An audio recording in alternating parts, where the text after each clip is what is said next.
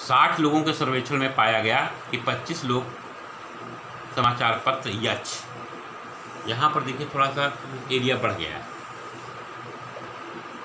60 लोगों का सर्वेक्षण है, 25 लोग समाचार पत्र यच और 26 लोग समाचार पत्र टी और फिर 26 लोग समाचार पत्र आई, 9 लोग यच और आई दोनों, 11 लोग यच और टी दोनों, 8 लोग टी तथा आई दोनों और 3 लोग तीनों समाचार पढ़ते हैं। निम्नलिखित में से याद कीजिए कम से कम एक समाचार पत्र पढ़ने वालों की संख्या। ठीक ठीक केवल एक समाचार पत्र पढ़ने वालों की संख्या। तमाम प्रश्न इसने पूछ दिए हैं। इस प्रश्न को देखिए मैं चित्र से आपको बताऊंगा। 3 समाचार पत्र हैं, ये बात क्लियर करिए। एक समाचार पत्र है यच, एक है टी और एक समाचार पत्र आपका है आई। और सवाल को पीछे से मैं शुरू करता हूँ। देखिए ये कह रहा है कि 3 लोग ऐसे हैं जो तीनों समाचार पढ़ते हैं। तीनों वाला एरिया ये है, यहाँ मैंने 3 लिख दिया। उसके बाद में वो ये कहता है फिर और उल्टा ही पढ़ते हैं कि 8 लोग टी तथा आई दोनों, 8 लोग टी और आई दोनों, अर्थात 8 जो संख्या आएगी वो ये आएगी, 5 ये और 3 ये, 8 लोग दोनों पढ़ते हैं। तो देखिए यहाँ 8 लिखा था मैं, लेकिन 5 मैंने लिखा क्योंकि 5 3 8 संख्या पूरी हो गई।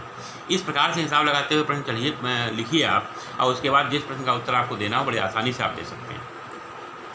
फिर उसमें 11 लोग एच और टी दोनों, 11 लोग एच और टी दोनों देते हैं। 3 पहले से आपका उपलब्ध है, इसका मतलब 8 का इलाका ये होगा, 8 3 11 एच और टी दोनों देते हैं। फिर उसके बाद लिखा 9 लोग यच और आई दोनों, यच और आई 9 लोग हैं, इसका मतलब 6 यहाँ पर आएगा।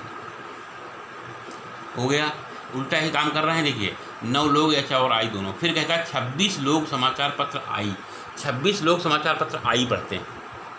अब कितने समाचार पत्र तुमको आई वाले मिल चुके हैं? 6 3 9 5 14 लोग मिल चुके हैं और 26 लोग पढ़ते हैं।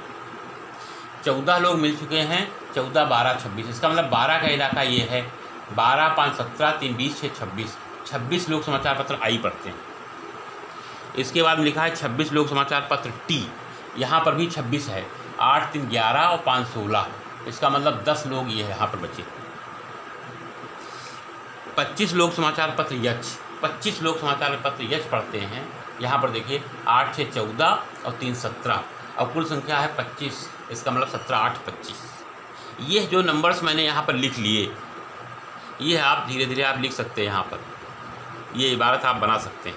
मैंने चित्र में ही समझाने का प्रयास किया है।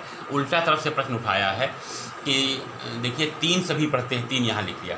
अब उसके बाद में कहता है कि टी और आई 8, तो टी और आई 8 मैंने बनाया, 5 3 8 से। टी और यच उसने 11 कहा तो मैंने 8 3 11 बनाया। यच और आई उसने कहा 9, मैंने 9 बनाया, मैं 6 यहाँ लिखकर 9 बनाया।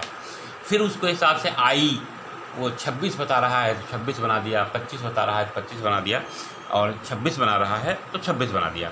ये पूरा काम कंप्लीट हो गया और 60 लोगों को सर्वेक्षण में पाया गया। ये संख्या 60 ही है। अब कह रहा है कम से कम एक समाचार पत्र पढ़ने वाले। कम से कम एक समाचार पत्र पढ़ने वाले का मतलब हो गया कि ये सबका नंबर, ये सब कम से कम एक का मतलब का भाव समझ लीजिए। कम से कम बड़ा टेक्निकल शब्द है।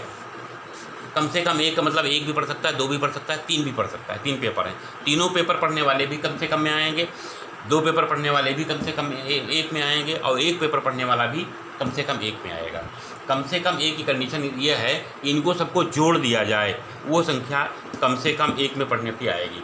तो जोड़िए 12 + 5 + 3 + 6, 12 + 5 + 3 + 6 + 8 + 10 और +8, ये नंबर 1 2 3 4 5 6 7, 1 2 3 4 5 6 7, ये सभी कम से कम एक अखबार कम से कम की बात जो कहता है, तो ये सब नंबर उसमें आएंगे।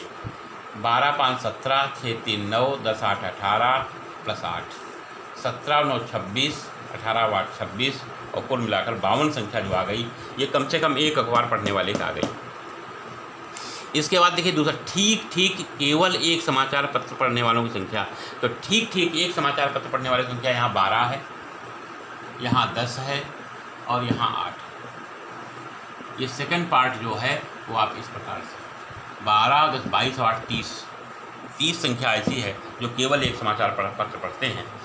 इसीलिए उस दिन मैंने आगे के सूत्र नहीं बताए थे कि चित्र बना लें और प्रश्न का समाधान कर दें।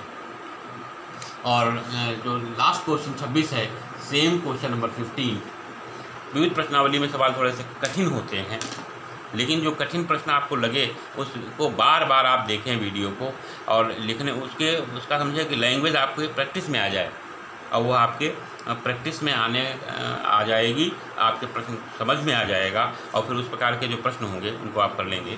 NCERT की बुक है, NCERT की बुक में सब सिलेक्टेड सवाल होते हैं, कुछ कठिन भी हो सकते हैं, लेकिन परीक्षा उपयोगी प्रश्नावली होती है। और आज समुच्चय सिद्धांत आपका समाप्त होता है। अगले चैप्टर में हम संबंध फलन की चर्चा करेंगे विद्यार्थियों, उसका भी वीडियो बनाने का प्रयास करेंगे और आपको देंगे। धन्यवाद।